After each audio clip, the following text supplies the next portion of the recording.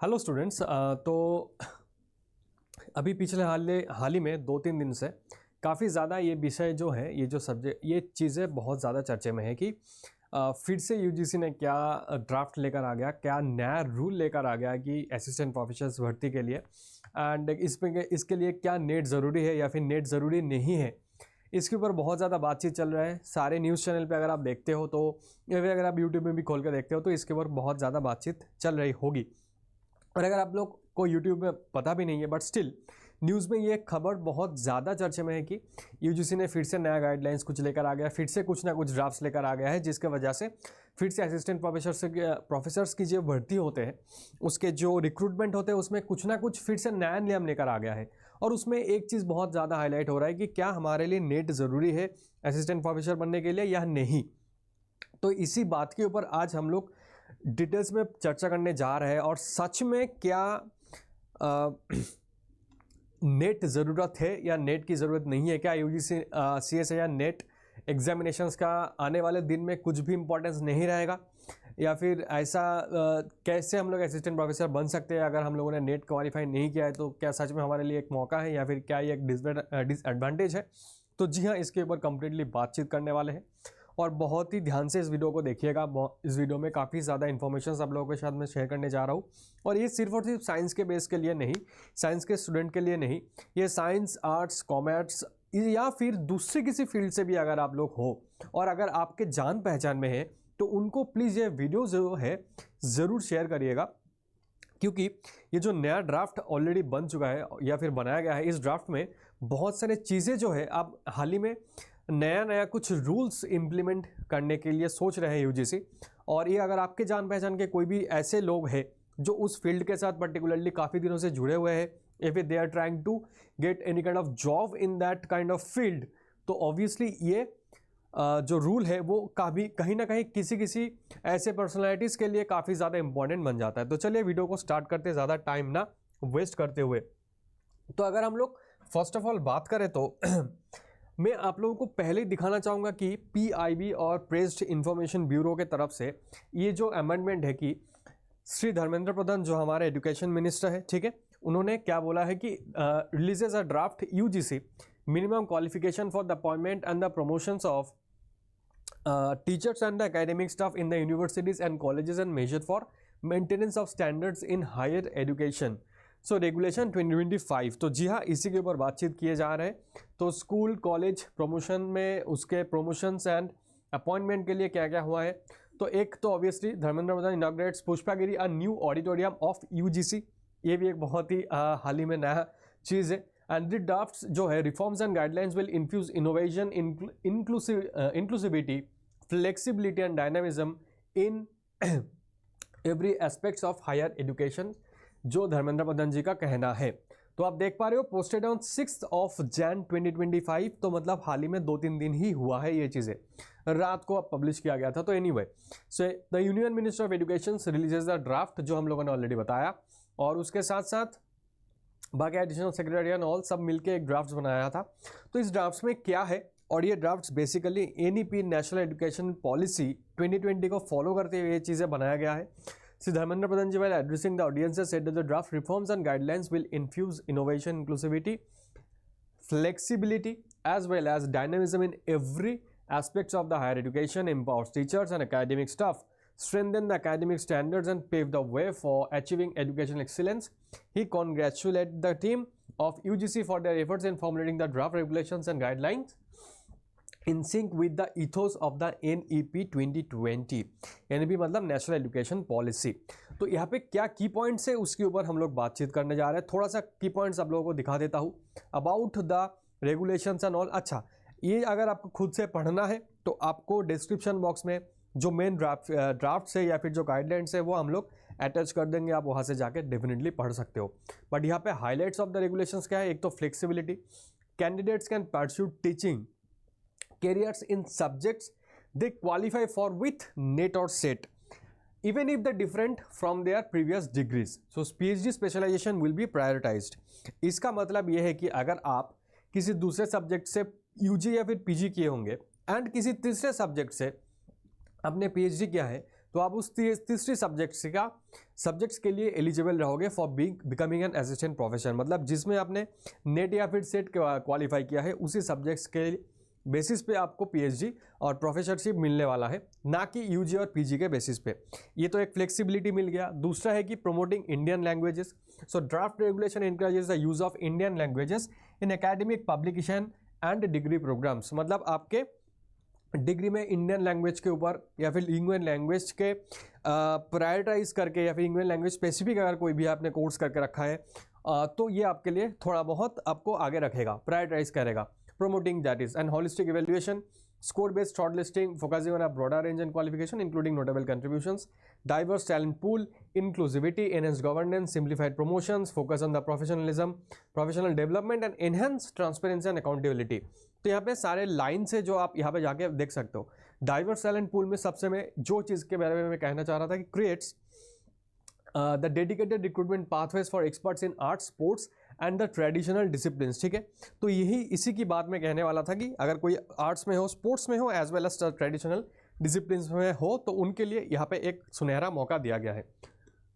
तो अगर हम लोग इस ड्राफ्ट की बात करें, देख पा रहे हो 2025 का नया ड्राफ्ट है, तो हम लोग थोड़ा सा नीचे जाने की कोशिश करते हैं। ठीक है, आप लोगों के लिए थोड़ा सा नीचे चलेंगे।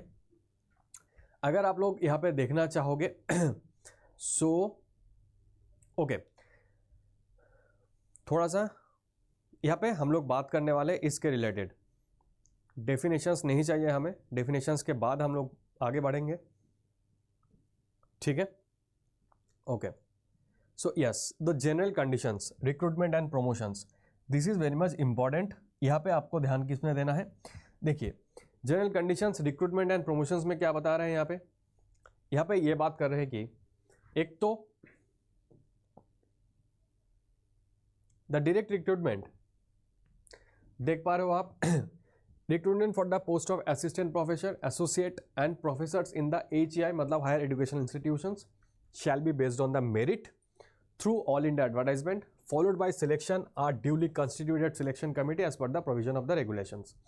If the discipline or subject chosen in the 4th year undergraduate मतलब जो भी 4th year undergraduate के बाद PhD करते हो और post graduate program is different from the chosen discipline और सब्जेक्ट इन द PhD, मतलब UG और PG का जो सब्जेक्ट है वो अगर फर्स्ट सब्जेक्ट है और आपने PhD सेकंड सब्जेक्ट से किया है तो आपको सेकंड सब्जेक्ट के लिए प्रायोरिटाइज किया जाएगा। ठीक है, तो यहाँ पे वही चीज़ें बोला गया है, is different from the chosen discipline subjects.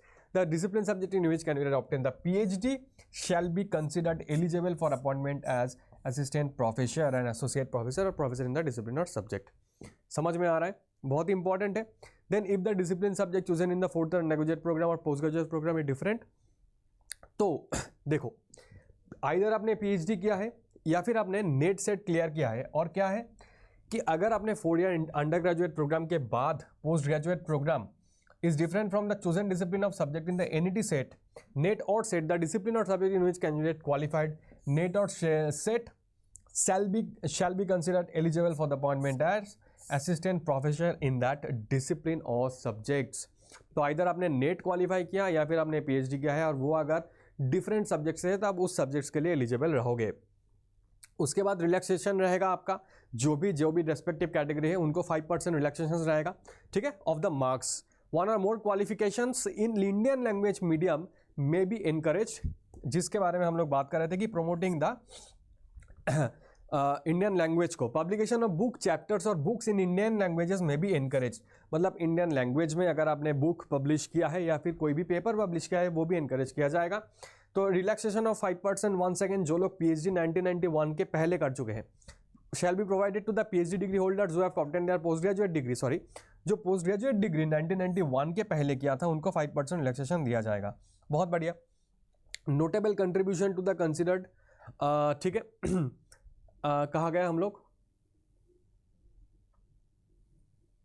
Okay. सो उसके बाद अगर हम लोग बात करते हैं, सही था ना, राइट, ओके। हाँ, सो यहाँ पे ये हमारे पास हो जाएगा। देन सिलेक्शन कमिटी, वही है यूनिवर्सिटी कॉलेजेस के लिए इनोवेटिव टीचिंग।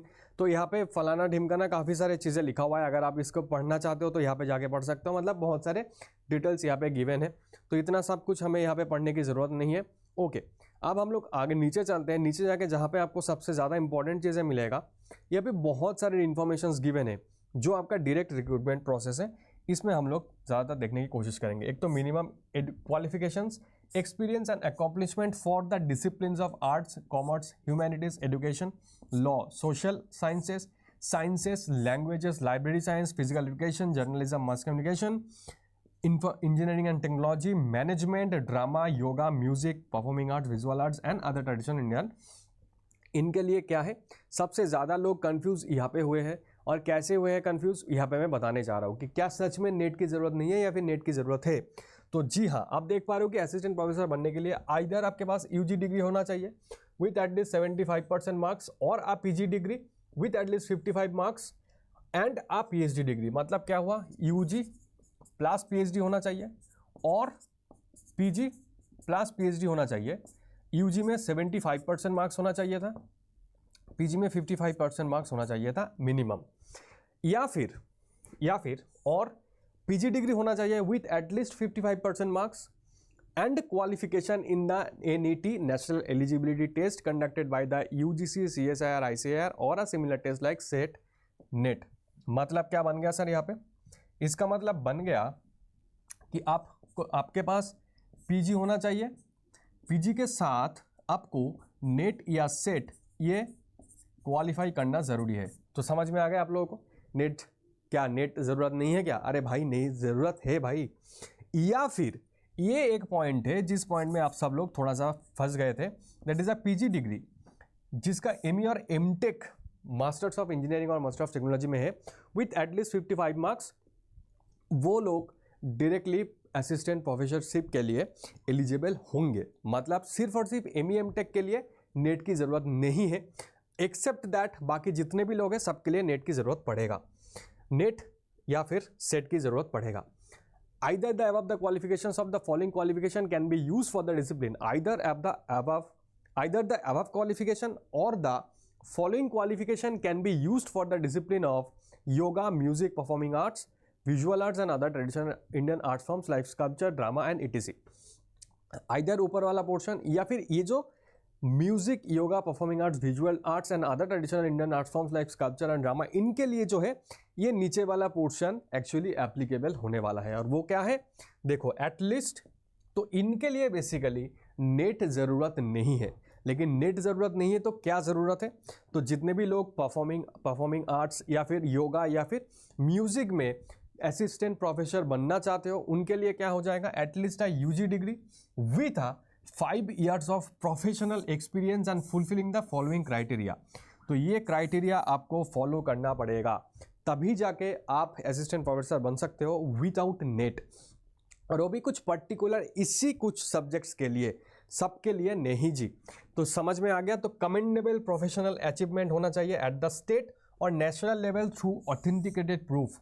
मतलब आपको अवार्ड्स ही होना चाहिए, आपने काफ़ी सारे अवार्ड्स जीते होंगे ड्यूरिंग योर योगा या फिर म्यूजिक या फिर परफॉर्मिंग आर्ट्स, वो भी नेशनल या फिर इंटरनेशनल या फिर स्टेट लेवल पे। Adequate knowledge of the theory and ability to teach with logical reasoning and illustration in the discipline. तो जो भी डिसिप्लिन आप पढ़ाने जा रहे हो उसको, उसके लिए आपके पास थ्योरेटिकल नॉलेज होना चाहिए and logical and reasoning. Logical reasoning मतलब आपको जो लॉजिकल मेंटालिटी, लॉजिकल थिंकिंग जो होना चाहिए वो बहुत अच्छे से आना चाहिए। So fulfilment of the above true criteria shall be determined by the selection committee based on the recommendation of the 3 external subject experts of the selection community constituted in accordance with the regulations. तो ये हमारी main बात हो जाती है। तो obvious बात है कि यही चीज़ों पे सब लोग थोड़ा सा कंफ्यूज हुए होंगे, बट कोई बात नहीं, कंफ्यूज होने की ज़रूरत नहीं है। बाकी इसके नीचे बाकी जो भी योगा हो गया या फिर जो भी जो भी स्पोर्ट्स के रिलेटेड स्पोर्ट्स में कमेंडेबल कुछ परफॉर्म्स किए होंगे, उनके रिलेटेड यहाँ पे सब कुछ डिटेल्स में बेसिकली क्या है कि वो जो भी हमारे पास रेगुलेशंस है वो रेगुलेशंस यहाँ पे लिखा हुआ है। तो आप अगर चाहते हो तो इसको डेफिनेटली डिस्क्रिप्शन बॉक्स में जाके पढ़ सकते हो। अगर आपके रेस्पेक्टेड कोई भी सब्जेक्ट से अगर आप देख रहे होंगे तो, या फिर अपने अपने दोस्तों को डेफिनेटली इसको ज़रूर शेयर करिएगा। तो आई होप ये वीडियो आपको पसंद आया होगा। तो मिलते हैं फिर नेक्स्ट वीडियो में। टिल देन सब लोगों को मैं यही कहना चाहूँगा कि नेट ज़रूरत है, नेट के लिए प्रिपरेशंस करिए, सेट ज़रूरत है। अगर आप लोग MEM-टेक से नहीं हो तो, अगर आप लोग MEM-टेक से हो तब आपको नेट ज़रूरत नहीं होगा, आपको सिर्फ अंडर ग्रेजुएट में 55% मार्क्स से ज़्यादा होना चाहिए एंड देन MEM-टेक के लिए जो भी है। बट वही बात है कि उनके लिए कमेटी बैठाया जाएगा and then you will get selected for the assistant professorship. Otherwise आप इंटीग्रेटेड मतलब 4th ईयर BSc इंटीग्रेट में हो, 4th ईयर इंटीग्रेटेड BSc हो, या फिर आप BSc PG करके बैठे हो, देन आपको नेट या फिर PhD ज़रूरत पड़ेगा फॉर द असिस्टेंट प्रोफेसरशिप। ठीक है, असिस्टेंट प्रोफेसरशिप बनने के लिए, तो मतलब असिस्टेंट प्रोफेसर बनने के लिए आपको ये सब कंडीशंस अभी फुलफिल होने वाला है। तो आई होप आपको ये वीडियो अच्छा लगा होगा, तो वीडियो को ज़रूर शेयर करिएगा और अपने दोस्तों के साथ, एंड आपके जान पहचान में कोई भी है जिसको असिस्टेंट प्रोफेसर बनना है तो डेफिनेटली ये वीडियो उसके लिए हेल्पफुल होगा, यही मैं सोचता हूँ। चलिए फिर मिलते हैं अगले वीडियो में। Till then thank you and जय हिंद। Thank you so much.